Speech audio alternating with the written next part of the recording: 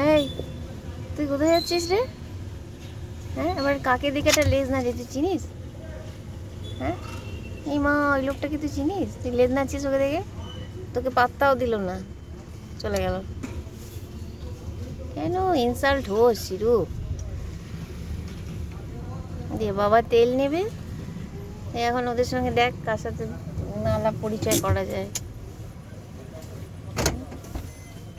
ভদ্রভাবে একটু গাড়িতে যদি বসিস তাহলে আমি একটু শান্তিতে বসতে পারি। শিরু, এত বড় একটা তোকে বিছানা করে দিয়েছি, তুই এখানটা শো না একটু চুপ করে। একবার এই জানলা একবার ওই জানলা করবি। হুম, তুই কোথায় যাচ্ছিস?